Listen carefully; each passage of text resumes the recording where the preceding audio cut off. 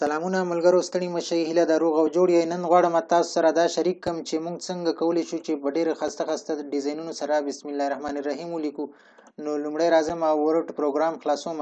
او تاسو ته ښیم چې موږ څنګه کولی شو چې زه اوس دلته ځم او تاسو ته دا ښیم چې موږ کوم ډول بسم الله الرحمن الرحیم دلته لیکلی شو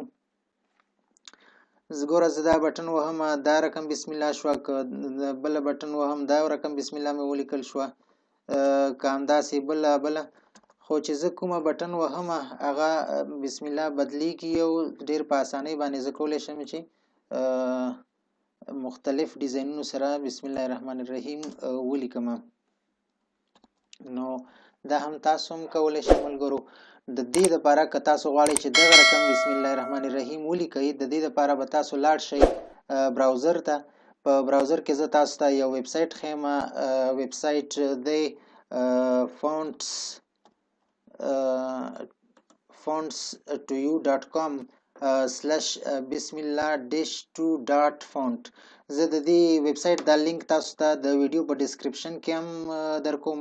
هیله د هغې ځینې لاړ شئ او که غواړئ چې دغه فونټ ډاونلوډ کړئ نو کولی شئ چې دا فونټ ځان ته ډاونلوډ کړئ او د کمپیوټر په هر پروګرام کې چې تاسو غواړئ بیا به تاسو په ښایسته ډیزاینونو سره بسم الله لیکلی شئ نو دا ویبسایټ انټر کوم کله چې دا ویبسایټ موږ ته خلاص شو بیا تاسو کولی شئ چې دغه ویبسایټ چې موږ ته په دې طریقې باندې خلاص شو بیا به ډاونلوډ باندې کلیک کړئ ډاونلوډ نه وروسته ګوره موږ ته دا ډاونلوډ کیږي دغه فایل موږ ته ډاونلوډ شو زیپ فایل دی بیا به دغه فایل چې موږ ته کله کلیک شو هغه شو خلاص شو په دې باندې بیا کلیک وکړئ دا موږ ته خلاصیږي اوس دا چې موږ ته خلاص شو بیا به دا هم خلاص کړئ دلته دغه فونټ به تاسو انسټال کړئ ملګرو په دغه انسټال باندې به کلیک کړئ یو څو ثانیې وخت غواړي د هغې نه وروسته بیا تاسو چې کله انسټال شو هغې نه وروسته کولی شئ تاسو په خپل کمپیوټر کې استعمال کړئ مونږ بسم الله په دغه ټولو ډیزاینونو باندې چې دلته ښکاري لیکلی شو د هغې نه وروسته چې مونږ کله دا فونټ په خپل کمپیوټر کې انسټال کړ نو دغه مختلف ډیزاینونه دي چې په دغه ټولو ډیزاینونو باندې مونږ کولی شو چې د کمپیوټر په هر پروګرام کې دغه رقم ښایسته ډیزاین سره بسم الله الرحمن الرحیم ولیکو نو دا به ملګرو انسټال کړئ او د انسټال کېدو نه وروسته به بیا راشئ چې کله تاسو په هر پروګرام کې لیکل کول مثال زه دا صفا کوم بیا راځم دلته فونټ به تاسو ورته بسم الله 2 وټاکئ دا بسم الله به ورته وټاکئ انټر به یې کوئ او سایز چې تاسو هر څومره غواړئ هغه به وټاکئ ورته زه غواړم دا رقم بسم الله ولیکم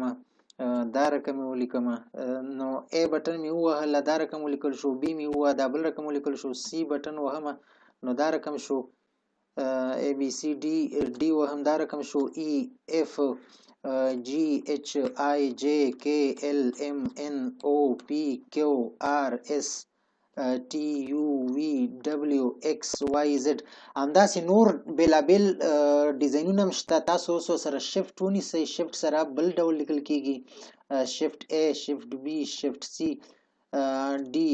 کوم رقم چې تاسو لیکئ نو هغه کولی شئ شفټ نه بغیر په نورو عددونو باندې تاسو کولی شئ یعنی یو سره دا رقم لیکلی شئ دوو سره دا رقم د دریو سره دا رقم همداسې شفټ یو سره دا قسم شفټ دوه سره دا قسم نو دا ټول بسم الله تاسو لیکلی شئ او